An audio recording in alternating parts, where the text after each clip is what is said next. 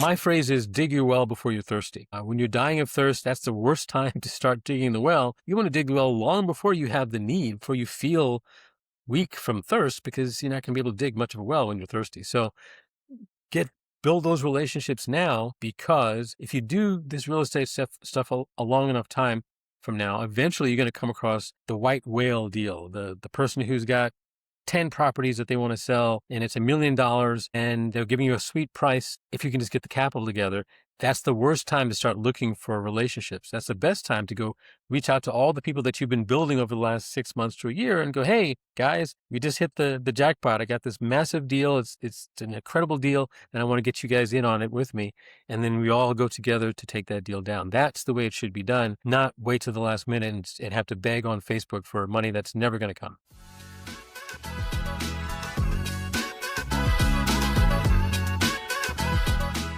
If you've ever wondered how real estate investors actually build their businesses, not just the wins, but the setbacks, the pivots, and the lessons in between, you're in the right place. Welcome to Let's Talk Real Estate Investing, where we have honest conversations about what works, what fails, and what you need to know before your next move. Hi, I'm Debbie Balfour, real estate investor and investor success coach. I help real estate investors fund their deals through a relationship-first approach by building a pipeline of qualified investors who are ready to say yes to your next opportunity. Each week, I sit down with investors and industry professionals to unpack their journeys, key turning points, and practical strategies that you can apply right away. So let's talk real estate investing. Most real estate investors think they have a deal problem, but what they actually have is a capital problem, because it doesn't matter how good your deal is. If you don't have access to the right investors, you're always going to get stuck. You're going to be chasing money and losing opportunities. But what if you could flip that? What if instead of scrambling to find funding, you had access to more private capital than you can actually use or that you actually need, which with investors ready to partner before the deal ever shows up? That's what we're going to be talking about today. How smart real estate investors and operators position themselves so that they have access to all the private capital they ever need, and the 3 proven strategies to consistently attract investors' funding so they can do more deals with confidence and grow. And my guest today has lived this. You've seen him before on my podcast 2 weeks ago, and I've brought him back again to share because he's got so much to share with us. So Mitch Messer began investing in 1999, and by 2000 built a rental portfolio of over $6 million. Then 2007 happened. During the real estate crash, he lost it all and he had to start over. He didn't give up. He decided to start over and rebuild everything using not just his experience, not just better deals. He used his relationships, his credibility, and his access to private capital. Mitch became stronger. Well, him and his wife, as he said last time, he didn't do this all on his own. Him and his lovely wife, they became stronger together, building an international real estate operation backed by over $2 million in private lending funds. Today, he works with private investors across major markets such as New York City, San Francisco, and Houston, and internationally in Singapore, Israel, and France, helping fund renovations, construction, and development projects across the United States. So, if you've ever thought, I've got the deals, but where do I find the money? Or how do I attract investors without chasing them? You're going to want to pay close attention to today's conversation, and you're going to want to get in touch with Mitch after this. So let's get into it. Welcome back, Mitch. Just for those that haven't seen the podcast before, tell us a little bit about your journey in real estate. Debbie, thanks for having me again. It's a pleasure to be here. As you mentioned, my wife and I got started investing in Atlanta, Georgia in 1999. And at that time, our focus was on buy and hold investment properties. We did a lot of lease purchase, and it gave us an opportunity to explore a bunch of acquisition strategies. We bought subject to, purchased short sales. We did pre-foreclosures. We did a lot of that stuff. But we made extensive use from the beginning of private money because we didn't have a lot of capital on our own. And so we learned many ways to use private capital effectively and some ways not to use private capital effectively. But we've been using it ever since. And about 5 years ago, I started working with investors like us who were trying to get access to private capital and were doing it wrong, and or were getting hopelessly scammed and taken advantage of by the scammers and scoundrels on the social media platforms. And so I've been, for the last 5 years, helping investors gain access to private capital and use it to scale their business.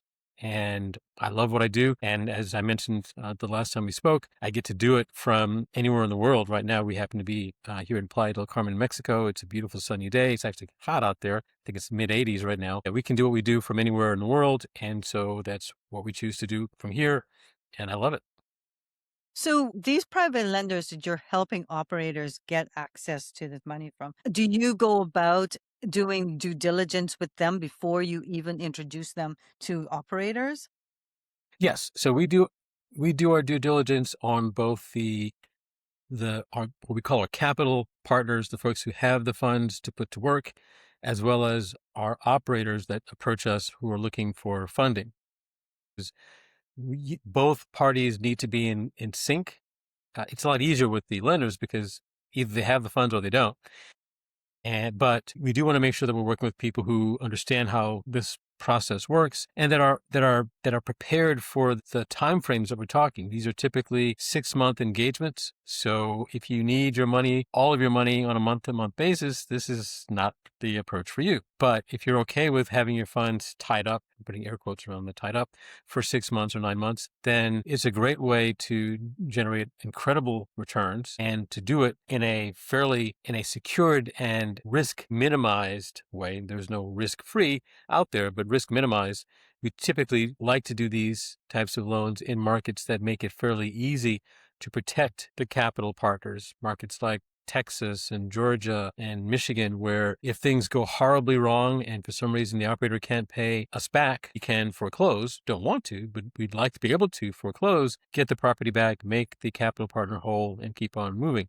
And that's easier in some states than in others. So we tend, as private lenders, to avoid New York, for example, or California, because those tend to be states that are very borrower friendly, not particularly lender friendly. And so it's expensive and complicated and lengthy to foreclose. But that leaves a whole lot of other states that we can do business in, and that's what we do. And the good news is that there's no shortage of people who need money. But what's interesting is that there's no shortage of people who have money. And especially now with so many baby boomers who are retiring with significant retirement funds, Ks transitioning into IRAs or self-directed 401ks, those funds have to last them for the rest of their lives. And the stock market in many cases is a bit too volatile for these folks, that they don't like the huge ups and the terrifying downs. They don't necessarily trust Bitcoin or some of these other new strategies. And so the idea of getting or securing a loan or offering a loan against a piece of real estate in a state like Georgia or Texas at 75% loan to value with an experienced operator who knows what they're doing and has a track record of success, that's a lot less intimidating for them and a lot less scary. And once they build up a rhythm, then everybody benefits because now that operator does multiple deals and they get to know them and trust them and like them. And then we're off to the races. So yeah, my goal is to try to make it so that everybody gets what they want out of this relationship, both the operator / borrower and the lender with the funds. So, what would you say is the number one way to attract private lenders?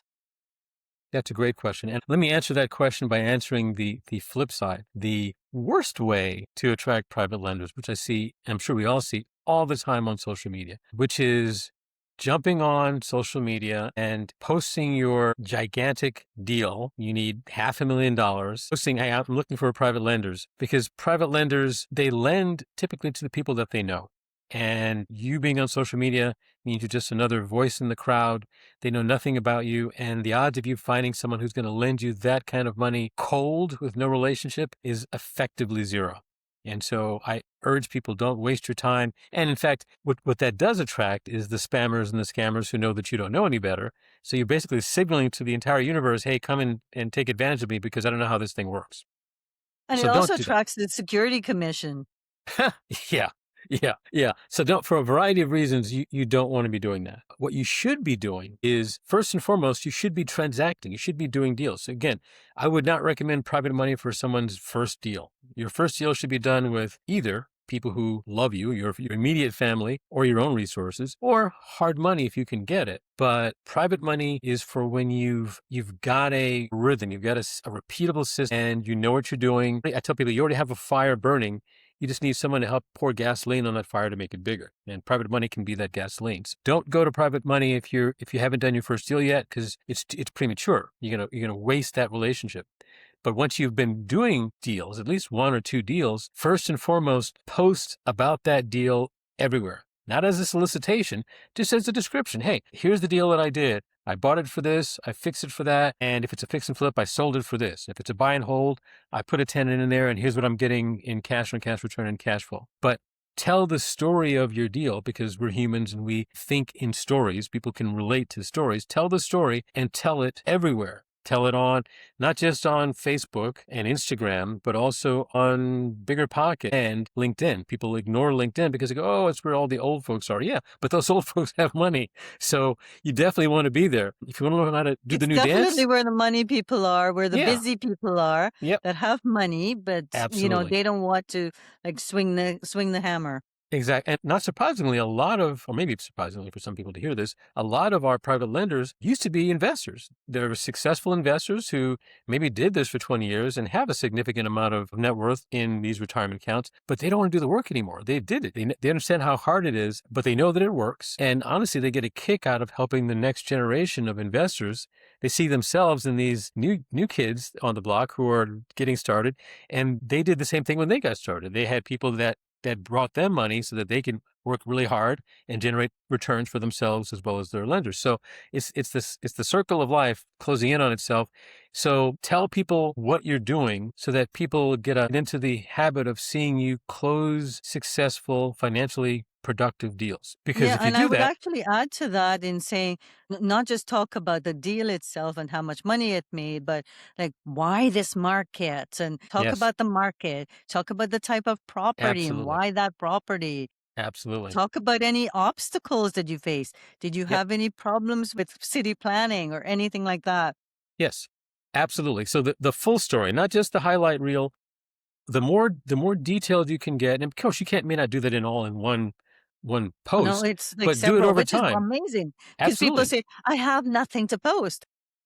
Yeah. Any deal that you've done is probably a good 4 or 5 posts in just that one deal. How you found it, what'd you do to it, what obstacles did you come across, did you have to address to get it completed? Because inevitably there are those. But the richer you make that, the more intricate the tapestry you weave of the storytelling around that deal, the more people kind of get sucked into your world and see your expertise, but also your transparency. And transparency is the number one thing that we are looking for as lenders because, and I think you and I talked about this, inevitably things are going to go sideways.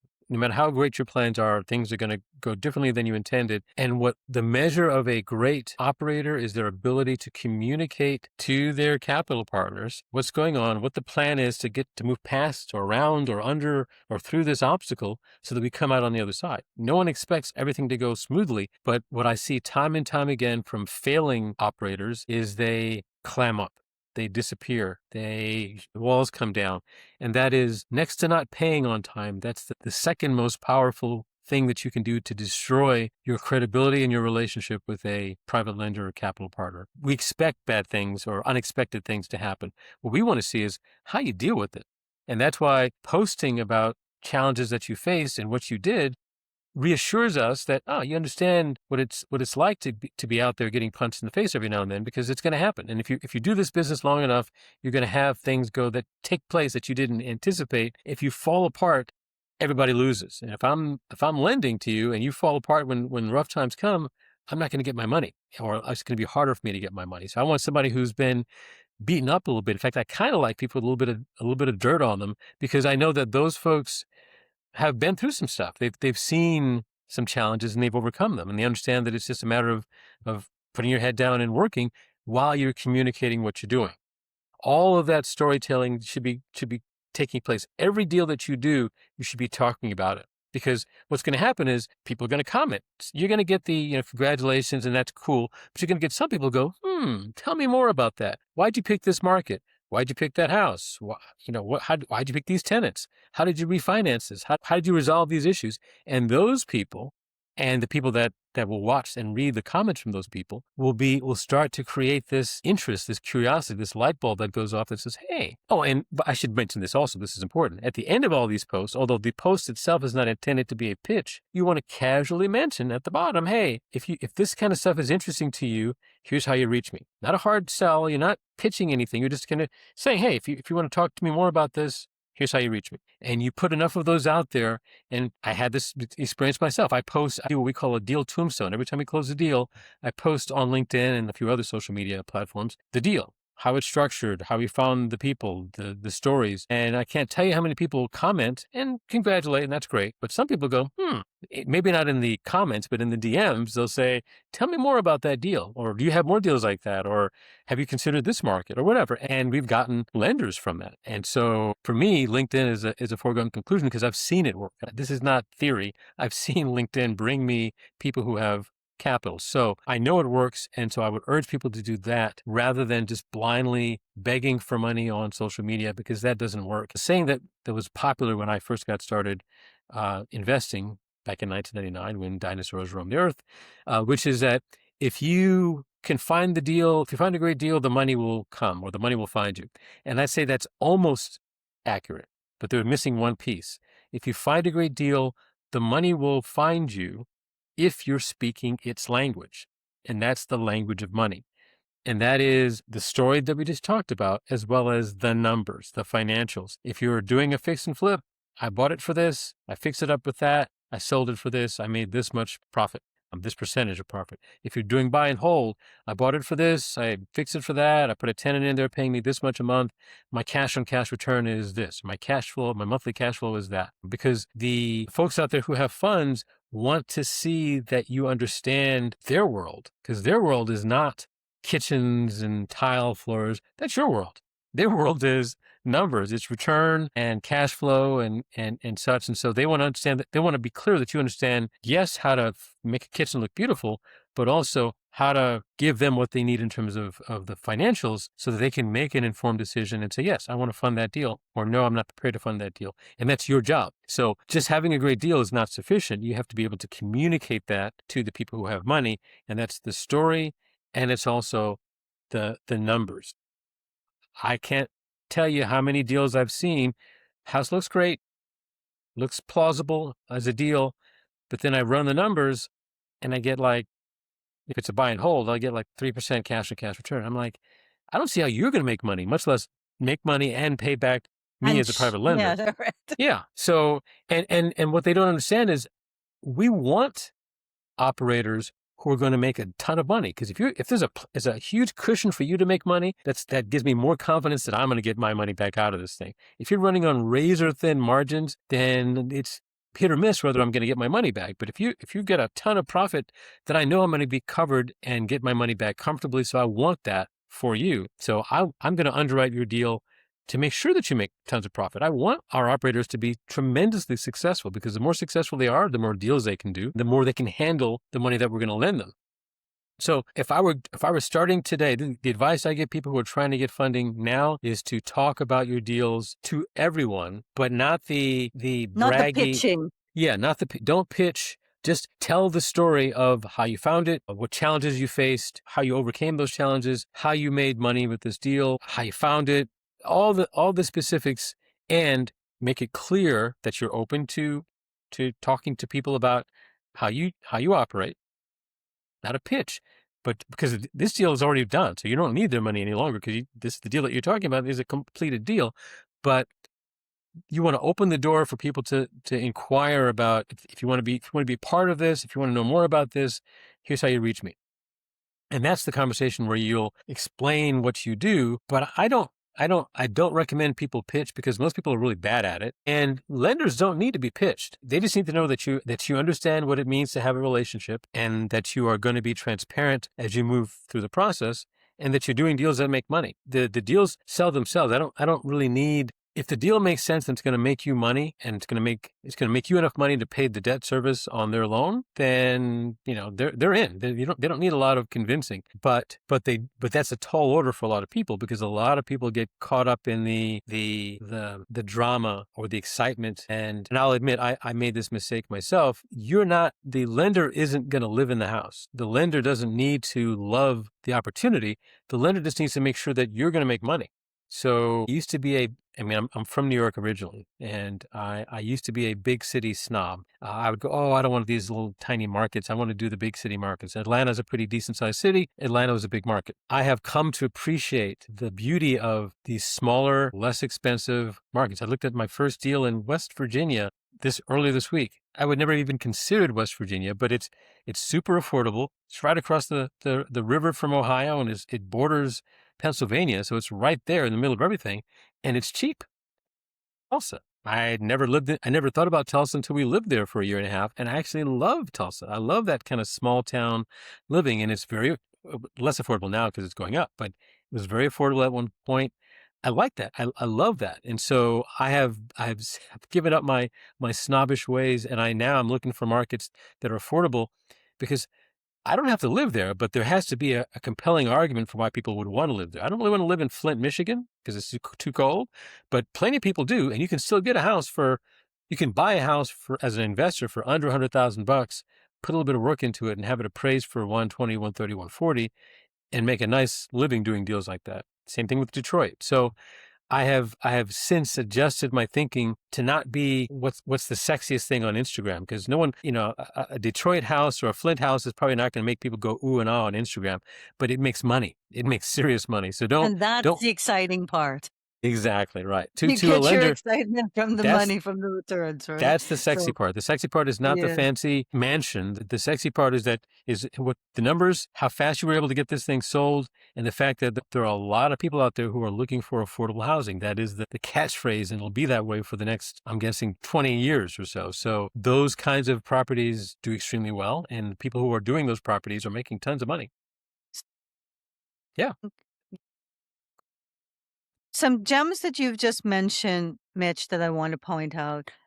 Number one is the sexiness. That don't worry about the sexiness of the property, etc. The sexiness comes from the returns, absolutely. because you're not going to be living in it, and neither are your investors. So what everybody's excited about is actually the returns. So that's important to look at. Some other things in the returns I wanted to point out, because you were talking about these smaller markets, etc., is that that people sometimes with those bigger markets, they start padding things, they start making the numbers work because they're so excited about the property rather than looking at the numbers. So really, you need to be very conservative in your estimates. And when you have great cash flow on top of that, then that's what's sexy.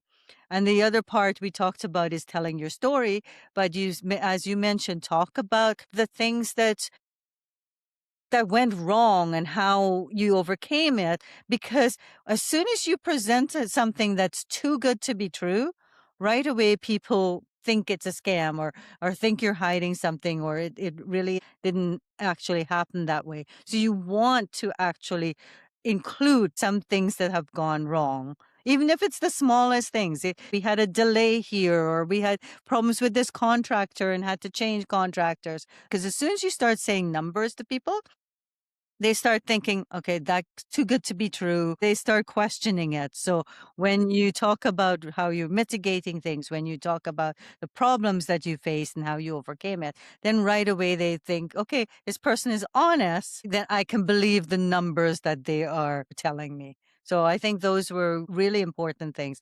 So my question to you, and you probably already mentioned it, is what's the number one biggest mistake that you find that operators do when raising capital? So the first we talked about a little bit, which is the way in which they approach lenders. They approach lenders hat in hand, almost like they're begging for funds, when in fact, lenders need to lend as badly as operators need to borrow. So it's a mutually beneficial arrangement, and neither side is doing the other any favors. This is it's a mutually beneficial arrangement that lets both parties get what they need. And so approaching lenders as an equal, it's offering them an opportunity to put their funds to work with a trusted, experienced operator that's going to help them make good use of the time that they've got these funds. That's what you should be communicating. You shouldn't be depositioning yourself when you talk to lenders. And as you point out, the key word is authenticity. People want to see the real situation. They want to hear what's really going on. I haven't been on a date other than with my wife. We've been married for 30 some odd years.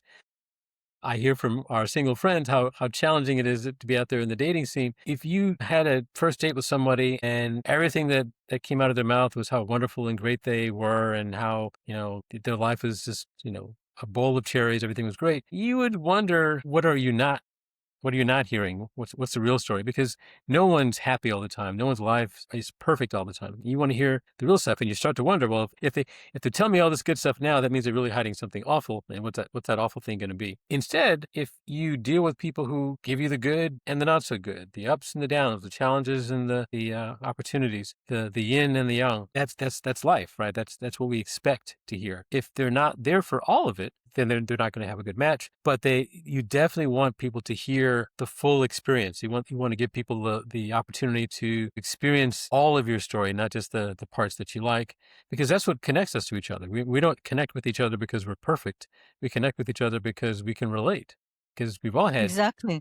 You rough can't relate days. with you can't relate with a perfect person. Right, right. And since no perfect person exists, when you see someone putting the perfect face, deep down inside, you're wondering, okay, what are they really hiding? Because if you can't show me who you really are, then you must not really like who you really are, and you're trying to hide it from me. Just tell me what's going on. So that is, in my opinion, the most important thing is to be your authentic self and to remember that they're on this journey with you initially, put their funds to work and make money. I had just had a conversation earlier with today, and maybe we're going to talk about this later, but everybody that I see not everybody, a lot of people that I see out there trying to get funding want to jump straight to joint venture, which is to say, you put up the money, I'll provide the expertise and the muscle, and we'll split the proceeds. And that is a viable strategy.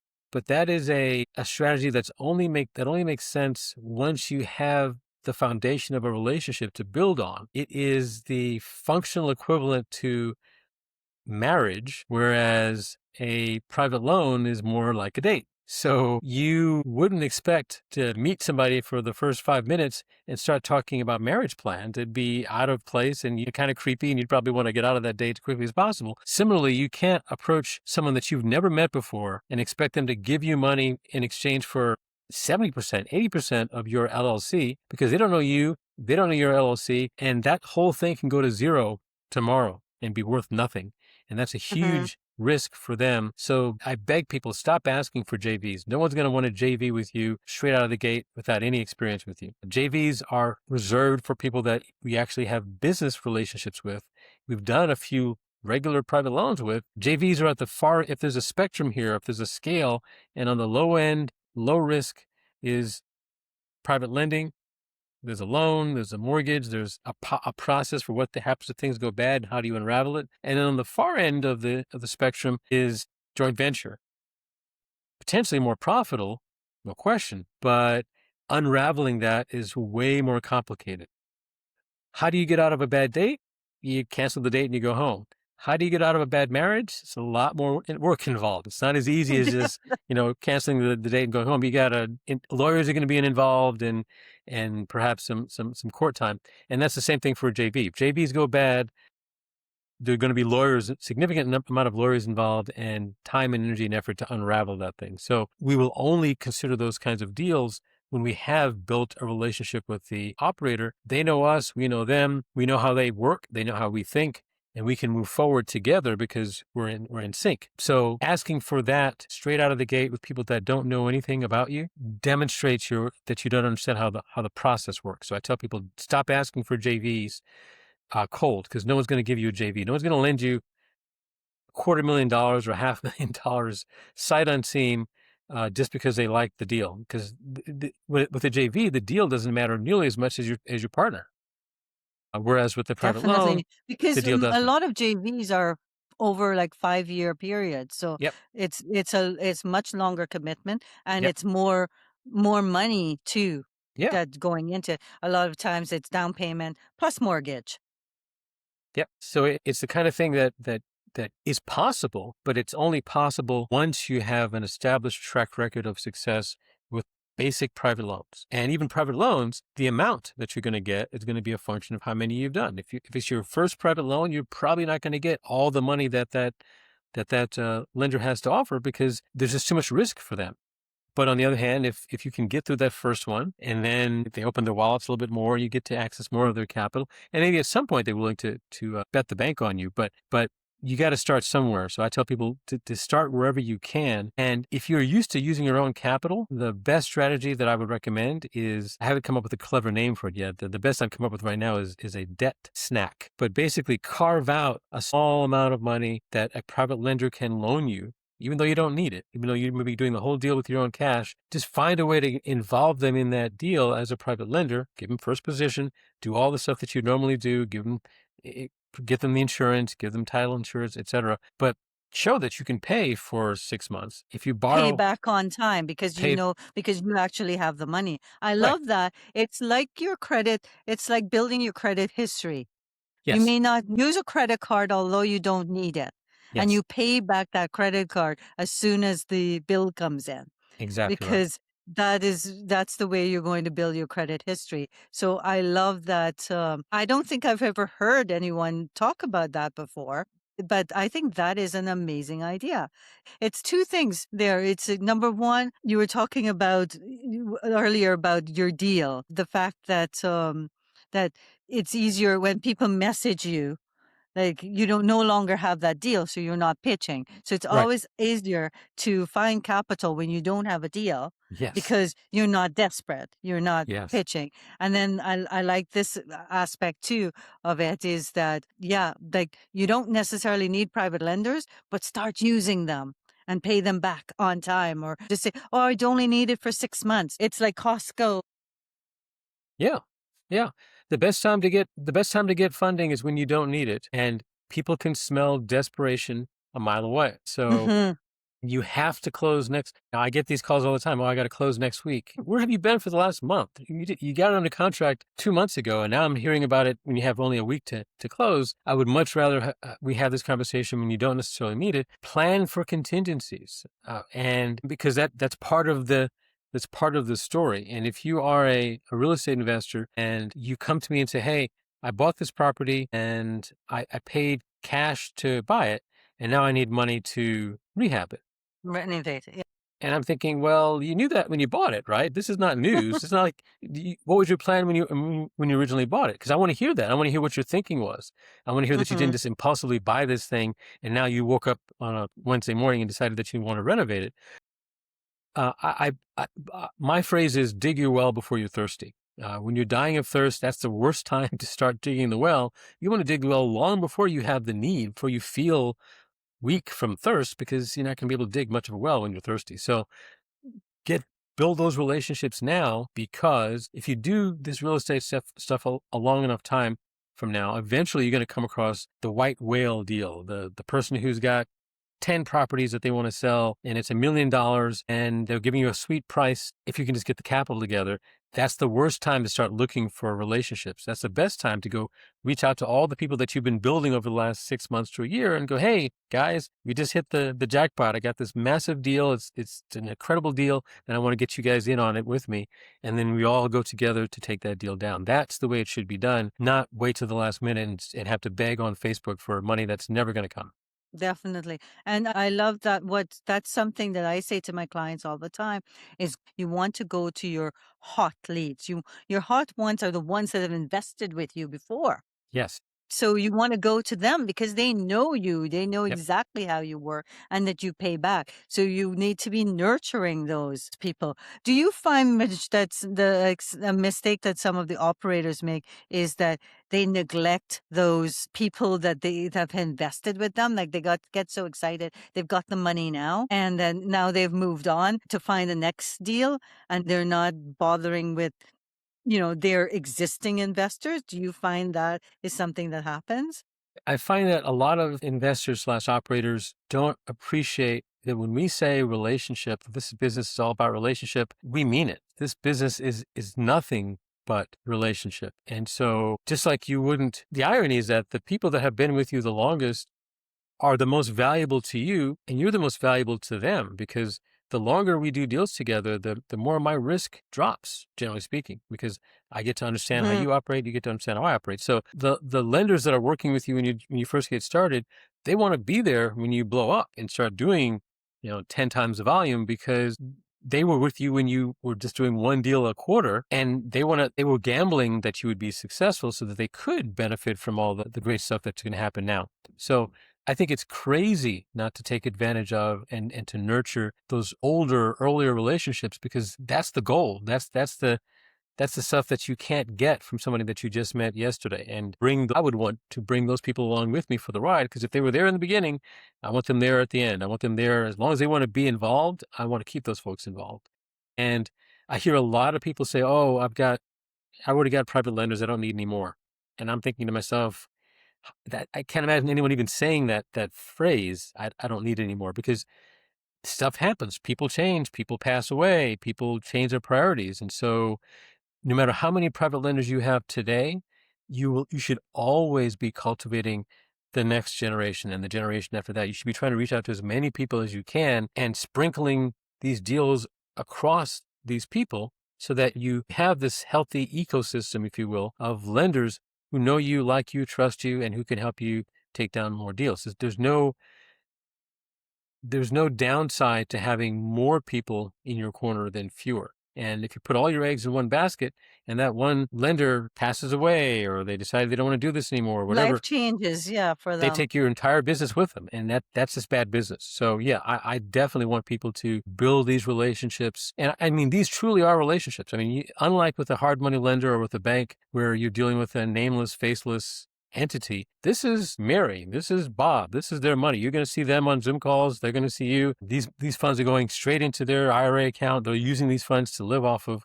So this is personal. And so they want you to succeed, but they also want their money back. And they want you to they want you to treat their money with the respect that it has earned because they spent their entire lives accumulating it. You might say, oh, it's Wells Fargo. They've got plenty more where that comes from. No one's bailing out Mary and Joe. If you lose their money's gone. And so Yes. it's a sacred arrangement, in my opinion. And taking responsibility for someone else's money is like taking responsibility for their kids. You do not want to take that lightly. And you want to treat that responsibility with the full respect that it deserves. And if you do that, then you'll have no shortage of people. I've got lenders right now they've given me the word, hey, when this operator has a new deal, I want to be the first person that you tell about it because I like them, I like the way they work, and I enjoy having them use our funds. And so we've got people out there, operators who have their pick of who they want to work with because people are desperately trying to be a party to their deals, to lend on their deals. They have all the capital they could ever want. And that's my goal for every operator that we work with, that they build those relationships so that no matter what the deal that comes across their desk, how big it is or how intimidating it is, money is not the issue. And that's a great place to So, be. Mitch, we've given people a lot of tips on how to build those relationships, how to find private lenders, etc. Now, I want to talk a bit about your unique business, because the operators aren't going out and building their reputation first. It's actually your reputation that's bringing people in. So tell me a bit about once you find that you have these private lenders, you have these operators, how long does it take for the private lender to decide and to trust the operator that you're introducing them to? Yeah. So my My building block, my unit of measure for these interactions is a full cycle of the deal. Borrow the money, pay it on a monthly basis, pay it back. That usually lasts 6 months. So, and sometimes you could have simultaneous deals, but worst case scenario, I would want to see an operator borrow some money, do what they're supposed to do, honor their commitments, continue to communicate, do all the things that we talked about before, till they've if it's a buy and hold, until they've put a tenant in there and refinanced off the private money loan and given the lender their money back, or if it's a fix and flip, until they've sold the property and paid off. But at the end of this 5 month, 6 month engagement, I check in with both parties. I check in with the lender and I check in with the operator, and I ask them, hey, how did that go? How was that for you? What would you have liked us to do better? What would have made this experience more satisfactory for you? What would we have done differently? Because I'm trying to figure out how to make this as smooth as possible. But if at the end of that engagement, the lender says, hey, that was awesome, hadn't done that before, I really liked how that worked out, let's do it again, then I consider mine to be a job well done. And if the operator goes, wow, that was really easy and we made a ton of money, let's take this to scale, then again, that's my pat on the back that we're at least headed in the right direction. And then we try to crank that up to the next level, which is maybe if they were doing one deal a quarter, maybe we're going to try to do one deal a month, or maybe a couple of deals a month. But my goal is to try to get the relationship solidified, and that can usually be done, and honestly, it could be done in a deal. It's really done in the first 30, 60 days. Because if you make those payments on time, that's what makes lenders smile, because that's why they did all this stuff in the first place, so they could get those monthly interest payments. And as long as the payments are flowing, their anxiety levels kind of ease up. If there are issues, even if there aren't issues, I encourage these operators to share the progress of the rehab. We put in the floors today. We put in the HVAC. Here's some pictures. Here's some video. Get them So involved in the story. communication throughout the process, I Absolutely. think you mentioned that before, Ab- is extremely important. And that's where what could make or break that relationship. Yeah. And it's easy to do. They're not asking for a lot. They just want to know when major milestones have been achieved. They want to see it. They want to be part of that. One is the financial reason, but also they want to feel like they had a role in this thing happening. And so it's exciting for them. If they haven't been doing this stuff on a regular basis in many years, if they're retired, it's kind of cool to live vicariously through somebody else who's doing stuff that you used to do. But for whatever the reason you want to engage, you can't overshare. There's no such thing as oversharing in this regard, because the more information you People can provide. always delete emails. It's Exactly okay. right.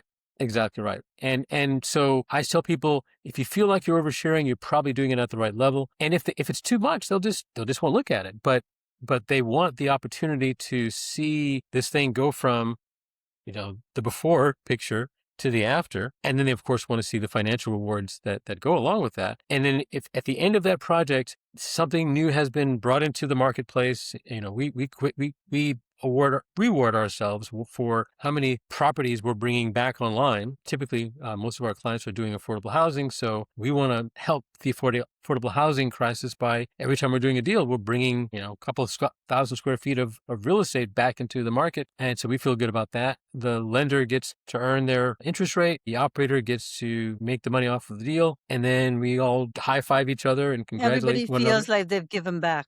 Yep. They've And given then we're like, value. let's do it again and again and again. And it never, if we do our job right, it never ends, and everybody benefits from it and doesn't want it to end. So there's not necessarily an end in sight. There's always another deal to do. There's another opportunity to take advantage of. And the types of opportunities that we can go after as that relationship gets stronger are more interesting. We can do bigger things. We can be a bit more flexible with the terms, because we know each other and we're comfortable with working with each other, and we enjoy working with each other. So that's the goal.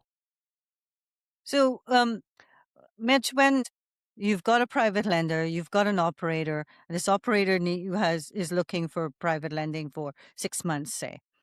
How long does it take for that private lender to decide and sign and say, yes, I'm going to go with this operator? Yeah, that's a great question. We're working a deal right now. We introduced it last week. We had our capital partners meet with the operator Monday night, and we'll probably get a decision today from one of our lenders, our capital partners, to move forward. And we're going to try to close this thing next Monday or Tuesday.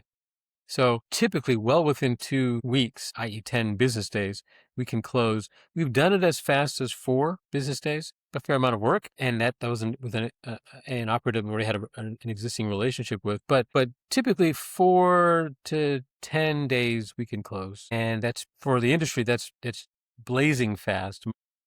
Banks can't close faster than a month, typically maybe even longer. And even hard money lenders, you're looking at 3 or 4 weeks because they've got to get an appraiser out there and that's got to be scheduled. They have paperwork and process. And ours is much more streamlined and there's no committee. There's a capital partner that decides, yes, I want to do this or no, I don't. And so very, very, very short decision times. And the other thing that we do provide, I just started talking about this recently. I'm calling it, depending on the day of the week, my double bacon guarantee or my honey maple glazed bacon. But in either case, bacon is involved, guarantee, which is that when we say we're going to close your loan, when we commit to close your loan, we're going to close your loan no matter what. I have had numerous people come to me just in the last several months because their lender at the last minute bailed on them. No excuse, no explanation, no apology. Just, yeah, we're not going to close it. And in many cases, the earnest money had already gone hard. And so not closing would have meant a significant loss by the operator. And the fact that that's acceptable in this industry, it's just the way things work. To me, that's insane. We wouldn't tolerate that in any other industry, but we tolerate it with lenders and we give them a pass. My philosophy is that if I commit to funding your deal, and I can't fund your deal and it costs you earnest money, the least I can do is cover the cost of your earnest money. And so that's our promise, that if we Right. can't find you a lender after we committed to closing your deal, then whatever hard cost that you incurred by missing out on that deal, if we can't find anybody to close that deal for you, then I'll cover the cost of your earnest money so that you don't have to at least lose money because your partner flaked out on you. What do you attribute to the fact that your lenders will commit so quickly within that short window to an operator? Because they have all the information that they need. We provide them with everything they need to do effectively a tabletop underwrite. I mean, we do our own underwriting and then we present it to them so that they can do their own. And it shouldn't take, there's no committee, right? It's just Mary decides, I have the money. This is the deal. Do I like the terms or not? It shouldn't take more than 24, 48 hours for Mary or John to make the decision. That should be the norm. It shouldn't take weeks and weeks and months for a lender to decide. But the problem is that in most cases, when you're talking to a lender, you're talking to some rep who doesn't have decision-making capabilities themselves and probably is 3 or 4 or 5 degrees removed from actual decision-making.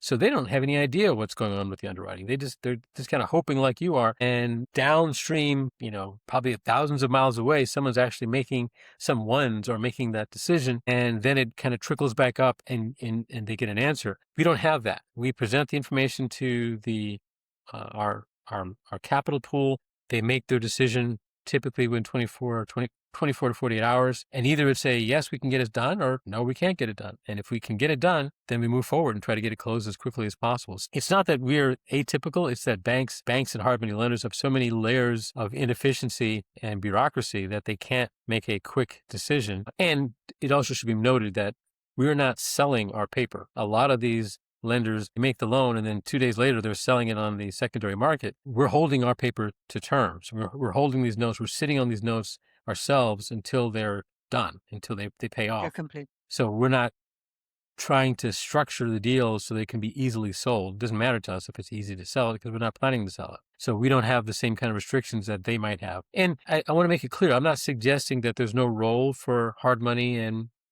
banks. They serve their purpose. But when you need money to be fast and guaranteed and low maintenance and low drama, then it's hard to beat. I haven't found anything that beats private money. Private money is, to my mind, the best vehicle for that. And if you want a long-term relationship, because with the bank, you could have worked with a bank for 10 years. If you go into the bank in the 11th year, try to make a loan, you're basically starting from scratch with a brand new person or a brand new opportunity. You don't have any carryover that helps you build a relationship, because it's hard to have a relationship with a nameless, faceless entity. But Mary is going to remember that she did 5 deals with you already. Bob's going to remember that they did 12 deals with you in the last year. So human beings have memories that you can count on. Institutions do not. And so I remind people that if you want those relationships, then you need to be dealing with individuals, not with entities. So a lot of my network, Mitch, is in Canada, but a lot of them are investing in the US and find it difficult to get, they won't get conventional mortgages because they don't have the credit history there. Their corp is just recently been set up, those kind of things. Is this something that you could help Canadian investors that are investing in the US in finding that funding? Yep, the answer is absolutely. In fact, the deal we're working on right now, the one that we started looking at on Monday, both of the principals of the LLC are Canadian citizens. The LLC is based in the US, it's out of Ohio, but the principals are natural persons who are Canadian. And that doesn't matter to us. We love working with Canadians. This would be our third or fourth deal with Canadian citizens. That is not an issue for us. It is an issue for banks and it is an issue for hard money lenders. It's not an issue for us because again, Excellent. we're lending against the asset more than the individual. So as long as the asset's in the US, it matters to us a whole lot less where the members of the LLC happen to be living. So yeah, we love working with Canadians. And Mitch, you had mentioned to me, so if you can share it with everyone, that you have a freebie to offer our listeners that will really help them to in that building relationships in a community. So can you tell them a bit about what it is? Yeah. So about 2 years ago, out of frustration for how many people I'd heard who were being scammed by fake lenders, and out of frustration for seeing people wandering around aimlessly on social media trying to get access to private money unsuccessfully, I created a community on the school platform, skool.com platform, specifically for and around private money and the people who have it to put to work and the people who need it. And so in this community, we talk about how to access private money. The very things that we just spent this call talking about, this community is intended to focus on exactly that, helping people get access to private money and helping private lenders manage their risk and their paperwork and manage those relationships. My offer is it's not a huge community, and it is very much a carefully crafted and constructed community because I don't want to turn it into a free for all with people pitching useless stuff and cute puppies and Again, having kittens, scammers get in also. scammers and spammers and fake lenders, which I see on other platforms. So it's carefully curated by me, but because this is your community and I know you're a valued member of the community, the offer I'm making to your community is, and you'll have the link, but if they use your link, and I will get them access into the community at no cost. I'll cover their cost to participate in the community. The only request that I make is that they take advantage of it, because if they're not going to take advantage of it, it's completely useless. But it is an incredible resource because you've got capital partners, you've got hedge funds, you've got credit funds, you've got money people in here, you've got other operators in here, and they're not competing with you. They're doing things that you should be considering doing too. We have people who are collaborating on deals together. So it's a community of people who are trying to help each other do more deals. And the unifying theme for all of us is that we see private money as this tool that we can all use to make things better. The funds can use it to get more returns. People who need the funds can use it to do more deals. And then, as we talked before about the whole joint venture thing, eventually it evolves from private lending to joint ventures. And so we've now got people who have stepped forward and said, hey, I've been doing a few of these private lender deals. I like that. Now let's talk about how we can do joint ventures. And they're looking at the same pool of people that they were talking to for private loans to do JV deals. So if they're interested in this, I'll make sure that you have the link that they can use to get into the community. Again, at no cost. If they come through the normal platform, it will ask them for a fee. So they'll have to come through the link that you'll have in order to get this offer. But I'll make sure that we have that set up so that they can come in and we can introduce them to our people and help them get more capital, become more effective in attracting capital, and do more deals. And that sounds great. So I would say it's for everybody to DM me, reach out to me for that link, because Yes. as we talked about, I don't want people coming in with my link that are scammers. I don't want to post that link Yes. for the public. So Yes. reach out to me and I will provide you with that link. And I will also then connect you with Mitch Just to let you know, this is normally a paid subscription, but Yes. Mitch is offering it to my network of people for free. So please reach out to me, DM me, and I'll send that to you. Thank you so much for your time, Mitch. Thank you for doing the second part 2 to our. The first one was on being a digital nomad. So if you've missed that one, you have to see that podcast. So go check it out. For everyone out there, I ask you 2 things: to hit that like button and to hit the subscribe so that you can get notified for more of these type of podcasts if you like it. And remember, if you want to scale, you will eventually run out of your own money. So right away from the beginning, even if you're using your own money, make sure that you're being visible, build your credibility, and build trust so that when the opportunity comes where you will need to reach out to others and raise capital, you have already built that visibility, credibility, and trust. So until next time, everyone, goodbye for now. Thank you so much for your time, Mitch. Really appreciate it. My pleasure. I enjoyed it. Thank you.